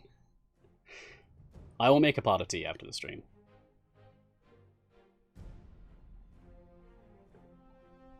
Perhaps more ginger. It is very nice.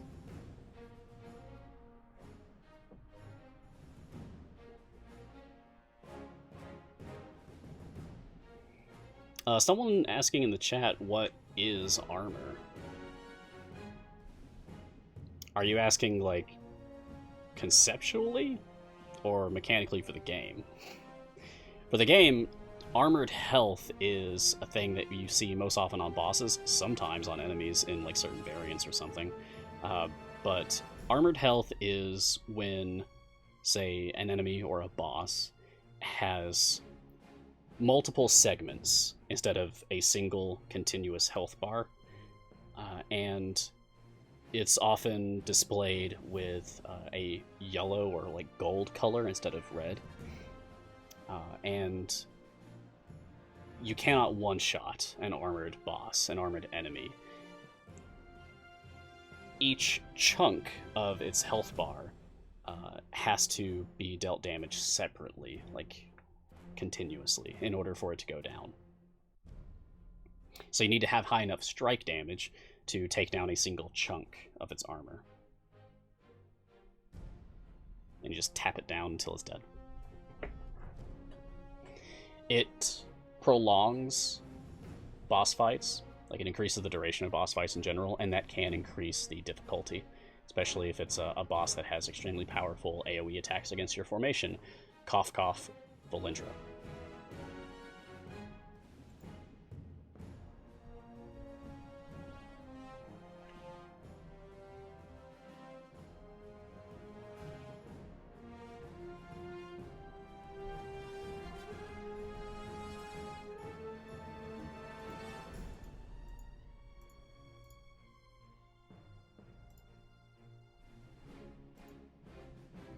Don't mind me.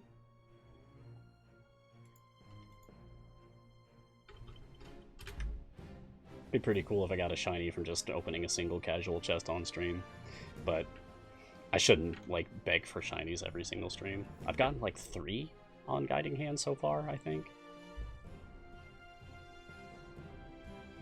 Oh, the Manchun boss fight is so cool. It's a very good boss fight. With the gold dragon. I can't remember the name of that gold dragon. There's an X in it, I think. But, yeah. It's a good fight.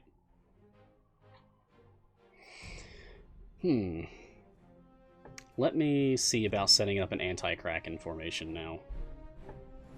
I want to use Celeste. And I want to use Starlaxle. And I want to use Dadius. And Crowell. And Walnut. And...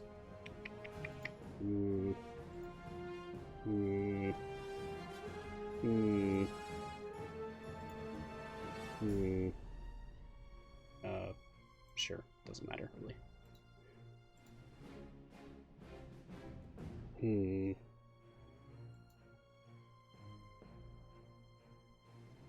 It's probably fine. You'll get the idea once I show you, and I'm going to go back to stage 250 for that Kraken. And let me take familiars off of my ultimate bars so that my ultimates can recharge. See a couple of long ones here that I don't want to have to sit around and wait for. So I'm going to show you a trick. If you have an abundance of potions of specialization, as rare as they are, you can just use them on characters to instantly make their ultimate attacks come off of cooldown again. So I need Walnut and Ayla. Okay. Here's Walnut.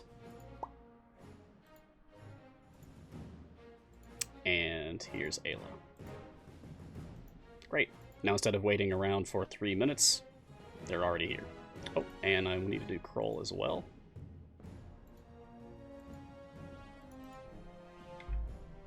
Great. Okay. Jarlaxle's is almost ready. Why can't I use Sasaspia's ultimate? Wasn't that fixed? Wasn't that fixed, like, today? Is it only because she doesn't have any spores on anyone right now? Perhaps. Anyway, I'm going to go back here. Now watch. I'm going to just immediately blast all of these.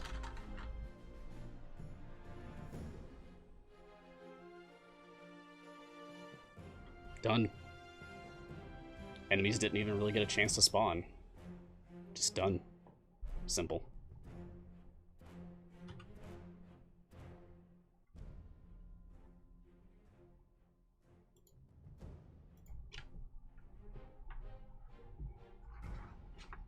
Oh, okay. I misinterpreted the changelog then. Thank you for explaining that to me. The fix was that the ult was firing with no spores on anything, so it was a waste. So now you're prevented from wasting it. Thank you, Xeony. That's very nice. No one likes to waste their time.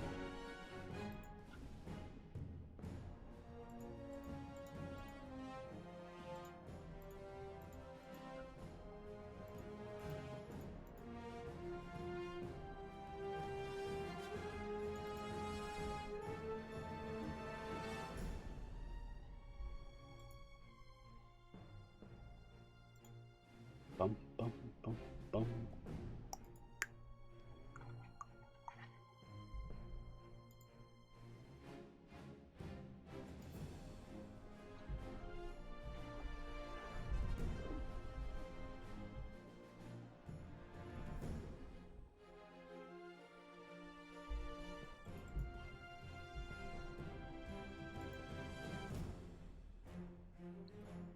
Kind of tempted to go ahead and end this run since we've managed to like do all the things that were on my list.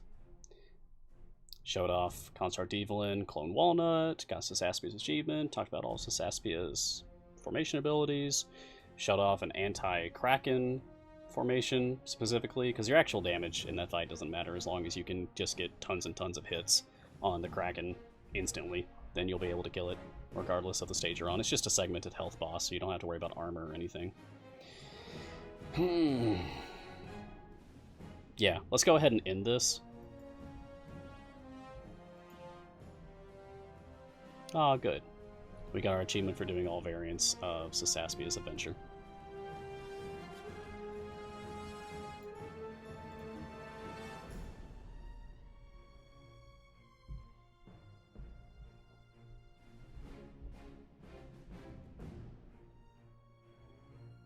Okay.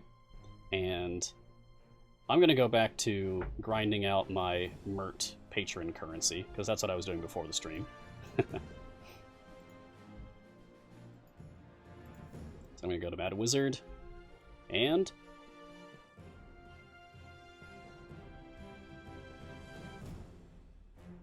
okay. Load saved formation 1, please. Thank you.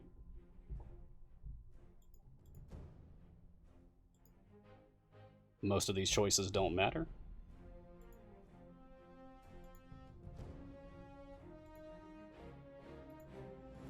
And let's see what I get from my Sasaspia chest. Yes, yes. Okay, what do we got? Get out of the way. Alright. No epics. But we got some item levels. We got a couple more bounty contracts.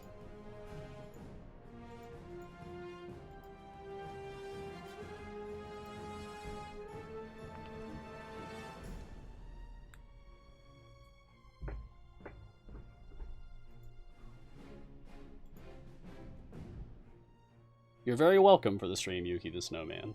I hope you learned some things. We have a few more minutes left. If anyone has anything else that they'd like to discuss while you have me.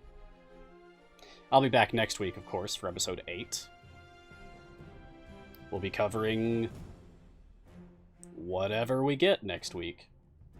It'll be an in-between weekend between events, so presumably we'll get something. Something for a permanent campaign, I hope. Whatever it is, I'll be going over it with you, hand in hand. It's a secret. It's a secret to everyone. If we have nothing else to do, we can do time gates, Dave. No problem. I certainly have enough pieces for it. I thought I was going to have to spam time gates for Zorbu to finish him off, but I'm already done with Zorbu, so now I'm back to wondering who I want to use them for.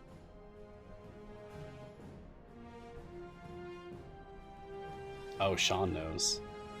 Ooh, Sean knows.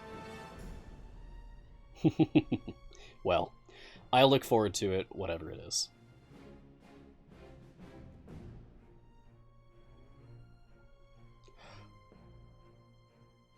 Sean, you tease!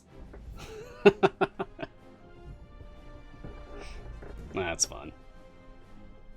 Oh, be nice to Sean. Don't spam tickets. Don't swarm Sean.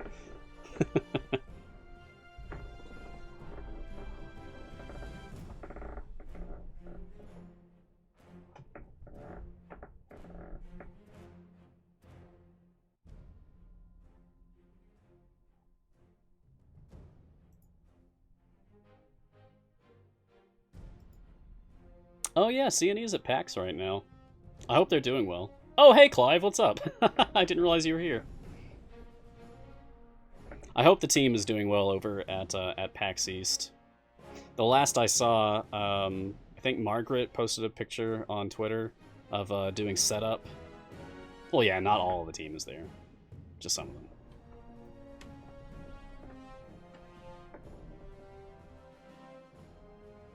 I think they brought their Lulu the Hollyphant plush with them. It's cute, but those eyes creep me out on that plush. I don't like the eyes. Everything else is fine.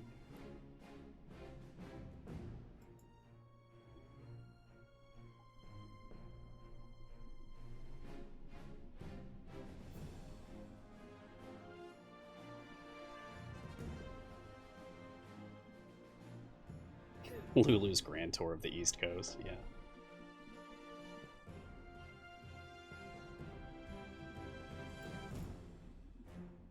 Come on.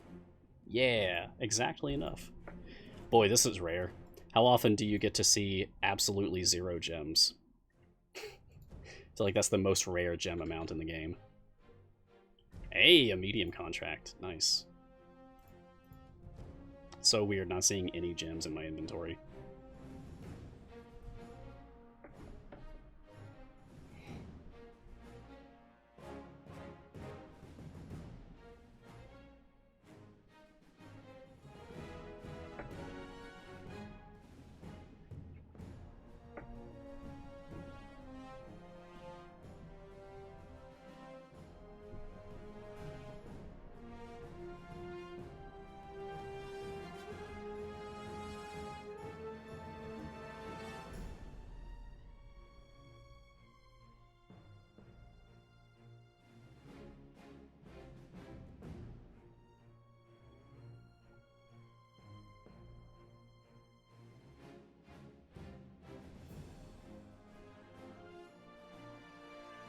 Well, I'm not seeing any more questions from the chat. Seems like things have chilled out quite a bit. So, please allow me to say thank you for joining me for episode 7 of Mars Guiding Hand. I had a good time. Hope you did too. Hope you guys learned a lot. Hope you got some good stuff from your chests. Best of luck to you all with the remaining days for Fleet's Wake Year 3. And make use of this upcoming weekend buff. Once again, it is for Bruno, Crowell, Walnut, Ayla, and Jamila. Golden Epics for Walnut slot 3. Crowell and Ayla. That's extremely powerful. And Bruno, any weekend buff with Bruno in it is going to be good for all players, even if you just started today. So make use of that while you have the opportunity. I'll see you all next week for episode 8. And until then, look sharp.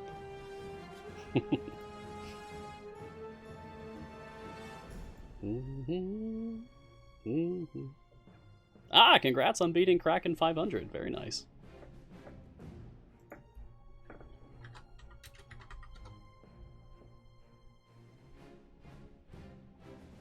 Much love, everyone. Thank you for joining me today. And yes, no C&E stream tomorrow. All right. See you on the Discord.